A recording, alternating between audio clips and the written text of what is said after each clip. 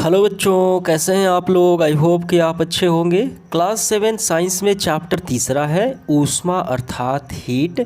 आइए इसके सारे क्वेश्चंस को हम लोग हल करते हैं। आज के प्रश्नों में पहला क्या है, ऊष्मा चालक और ऊष्मा रोधी में अंतर स्पष्ट हमें करना है। तो देखिए इसका आंसर कहाँ से करना है, काफ़ी आसान है। हमें यहाँ से करना है। जो पदार्थ अपने से होकर ऊष्मा को एक सिरे से दूसरे सिरे तक जाने देते हैं उसे ऊष्मा चालक यानी कंडक्टर कहा जाता है। ठीक है, उदाहरण के लिए देखिए धातुएं कौन सी हैं, लोहा, तांबा, एल्युमिनियम आदि, ये सारी धातुएं हैं जो ऊष्मा की चालक कही जाती है। ठीक है, ये हो गया। अब इसके बाद आगे लिखना है, जो पदार्थ ऊष्मा को एक सिरे से दूसरे सिरे तक अपने से होकर आसानी से नहीं जाने देते तो उसे ऊष्मा का कुचालक कहते हैं, जैसे प्लास्टिक, लकड़ी। और इसी कुचालक को हम कहते हैं ऊष्मा के ऊष्मा रोधी। ठीक है, यानी ऊष्मा के कुचालक को ही ऊष्मा रोधी भी कहते हैं। तो यही दोनों में अंतर स्पष्ट हो गया। ठीक है, ये पूरा आपको यहाँ से यहाँ तक आपको लिख लेना है। अगला सवाल देखिए दूसरा, डॉक्टरी थर्मामीटर एवं प्रयोगशाला में जो थर्मामीटर है उसके कार्य, ठीक है, दोनों के कार्य और बनावट को हमें बताना है। तो आइए हम लोग इसका आंसर करते हैं। तो यहाँ पे देखिए ताप मापना, टेम्परेचर को मापने के लिए, तो डॉक्टरी थर्मामीटर जो होता है ये रहा डॉक्टरी थर्मामीटर, इसके बारे में हमें बताना है। साला थर्मामीटर, इसके बारे में हमें बताना है। तो आइए सबसे पहले हम लिखते हैं डॉक्टरी थर्मामीटर क्या है। ठीक है, तो सबसे पहले आपको लिखना है डॉक्टरी थर्मामीटर, डैश देना है और ये लिखना है डॉक्टरी थर्मामीटर में एक लंबी, बारीक तथा समान व्यास की कांच की नली होती है। ठीक है, इसके एक सिरे पर एक वाल्व होता है, वाल्व में पारा भरा होता है। आइए देखते हैं। तो यहाँ पे देखिए क्या है, यहाँ पे एक लंबी, बारीक तथा समान व्यास की कांच की नली है, ये रहा। इसके अंदर देखिए ये रहा। ठीक है, और इसके एक वॉल पे की क्या भरा है, इस एक वॉल पे ये पारा भरा हुआ है।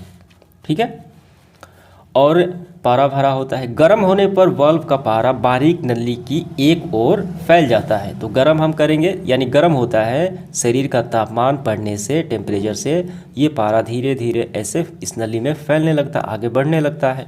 ठीक है, जो शरीर के तापमान को प्रदर्शित करता है। ठीक है, अब इसके बाद यह एक पतली चमकीली धारी के रूप में दिखाई देती है। इसके उपयोग किए जाने वाले स्केल सेल्सियस तथा फ़ारेनहाइट दोनों में, ठीक है, ये दिए होते हैं। डॉक्टरी थर्मामीटर में हम 35 डिग्री से 42 डिग्री तक तथा 94 डिग्री फ़ारेनहाइट से 108 डिग्री फ़ारेनहाइट तक ताप माप सकते हैं। ठीक है, इससे केवल मानव का ताप यानी बुखार मापा जाता है। तो ये डॉक्टरी थर्मामीटर के बारे में क्या है, इसे मानव का ताप यानी बुखार हमें लिखना है प्रयोगशाला थर्मामीटर। ये क्या होता है, प्रयोगशाला थर्मामीटर की बनावट डॉक्टरी थर्मामीटर के समान होती है, सिर्फ स्केल का अंतर होता है। ठीक है, तो इसका स्केल सेल्सियस में अंकित होता है, फ़ारेनहाइट में नहीं होता है। 10 डिग्री सेल्सियस से, ठीक है, न्यूनतम, और उच्चतम कितना होता है, 110 डिग्री अंकित रखता है प्रयोगशाला थर्मामीटर में। ठीक है, 10 डिग्री से 110 डिग्री तक रहता है ऐसे। इसका प्रयोग प्रयोगशालाओं में विभिन्न वस्तुओं के ताप मापने में होता है। इसमें जब तक पारा स्थिर न हो जाए तब तक थर्मामीटर को सीधे स्थिर रखना चाहिए, यानी इसे सीधे हमें रखना चाहिए। तो यहाँ पे देखिए इस पानी का अगर तापमान मापना हो तो हमें ऐसे रखना चाहिए, जब तक पारा स्थिर न हो जाए, हिलाना नहीं चाहिए। जबकि डॉक्टरी थर्मामीटर में क्या है, आप इसे कहीं भी रख सकते हैं शरीर में। ठीक है, उससे सीधे से कोई मतलब नहीं है। तो यही है। तो उम्मीद करता हूँ दोनों आपको समझ में। आगे बढ़ते हुए तीसरा सवाल देखिए, सर्दियों में एक मोटे कपड़े की अपेक्षा उसी मोटाई के कई परतों वाली वस्त्र अधिक गर्मी प्रदान करता है, क्यों? तो इसका कारण क्या है? तो पहले आप यहाँ पे समझिए, सर्दियों में हम ऊनी वस्त्र पहनते हैं, उस ऊष्मारोधी होती है। ठीक है, ये ऊनी वस्त्र क्या होती है, ऊष्मा को रोकने वाली होती है। इसमें इसके अतिरिक्त ऊन में रेशों के बीच वायु रहती है। ठीक है, वायु क्या है, ये वायु ऊष्मा की कुचालक होती है। वायु, जल, ये सारे प्लास्टिक जो हमारे शरीर की ऊष्मा को परिवेश से विकृत होने से रोकती, अतः हमें उष्णता का अनुभव होता है, ऊष्मा का अनुभव होता है। अधिक सर्दी में हम एक मोटे कंबल की जगह 2 अपेक्षाकृत पतले कंबलों को एक के ऊपर दूसरे को डालकर ओढ़ना पसंद करते हैं। यही तो सवाल है। ठीक है, यानी मोटे की अपेक्षा 2 या 3 हम उसको एक के ऊपर डालकर अधिक गर्मी महसूस होती है, क्योंकि दोनों कम्बलों के बीच वायु की परत है। तो ये क्या समझ में आया? तो इसका आंसर हमें कैसे करना है?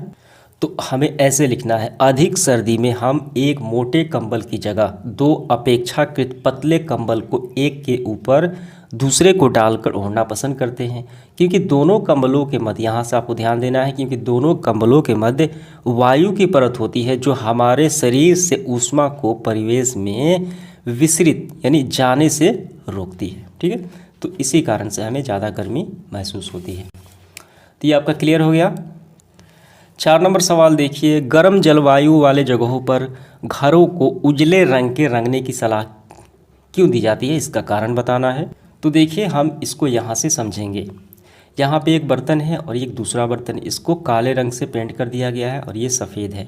धूप में रखने पर ये ज़्यादा गर्म होता है और ये कम गर्म होता है। ये सवाल का आंसर हमें यहीं से करना है। तो कैसे हम लिखेंगे? तो इसका हम आंसर ऐसे लिखेंगे, हम ऐसे लिखेंगे, उजला रंग पेंट करने यानी उजला रंग के कारण घर कम गर्म होता है। ठीक है, उजला रंग होता है वो अधिकांश ऊष्मीय विकिरण को परिवर्तित कर देता है। ऊष्मीय विकिरण को परिवर्तित होने से जो घर है वो कम गर्म होता है और हमें आराम मिलता है। इसीलिए गर्म जलवायु वाले जगहों पर घरों को उजले रंगों से रंगने की सलाह दी जाती है। ये आपको समझ में आ गया कि घर के ताप को कम करने के लिए। इसके बाद 5वां, कॉलम ए और कॉलम बी में हमें मिलान करना है। आइए करते हैं। गहरे रंग के कपड़े पसंद करते हैं। कब पहनना पसंद करते हैं? तो हम सर्दियों में पहनना पसंद करते हैं। ठीक है, समुद्र समीर बहने का समय होता है रात में। ठीक है, और हल्के रंग के कपड़े कब हम पहनते हैं? गर्मियों में पहनते हैं ताकि कम गर्मी लगे। ठीक है, उसमें कम अवशोषित हो। थल समीर चलने का समय होता है दिन में। ठीक है, तो समुद्र समीर और थल समीर जो है, तो समुद्र समीर जो है वो रात के समय होती है। ठंडी वायु जो होती है वो समुद्र से आती है। ठीक है, और इसके बाद थल समीर में क्या होता है? थल समीर में हम देखते हैं ये दिन का समय होता है। जो ठंडी वायु होती है वो समुद्र की ओर बहती है। ठीक है, समुद्र की ओर बहती है और रात में समुद्र से आती है। दोनों आपको समझ में आ गया। इसके बाद देखिए सही का हमें चयन करना है। 1 लीटर जल जिसका तापमान 0 डिग्री सेल्सियस हो तथा 1 लीटर जल जिसका तापमान 40 डिग्री सेल्सियस हो को आपस में मिला दें तो पूरे जल का तापमान होगा, क्या होगा? एक जल का तापमान 0 डिग्री सेल्सियस है, दूसरा 40 डिग्री सेल्सियस है। दोनों को अगर मिला दें तो क्या होगा? तो दोनों को अगर हम मिला दें तो ऑप्शन नंबर सी हो जाएगा, 10 डिग्री से 40 डिग्री के बीच हो जाएगा। प्रयोगशाला थर्मामीटर का मापक जो सूचक होता है वो कितना होता है? उसका अंतराल होता है 10 डिग्री से 40 डिग्री के बीच। तो प्रयोगशाला थर्मामीटर के जो पाठ्यांक होता है तापमान का, तो वही इसका अनुसरण करेगा। 10 डिग्री और 40 डिग्री के बीच को ही ये प्रदर्शित करेगा। ठीक है, तो ऑप्शन नंबर सी इसका हो जाएगा। दूसरा देखिए, बर्फ़ में लकड़ी का चम्मच डाला जाए तो क्या होगा? बर्फ़ ठंडा होता है, लकड़ी जो है ऊष्मा की कुचालक होती है, तो ये क्या होगा? कुचालक होने के कारण कोई प्रभाव नहीं पड़ेगा। ऑप्शन नंबर सी हो जाएगा।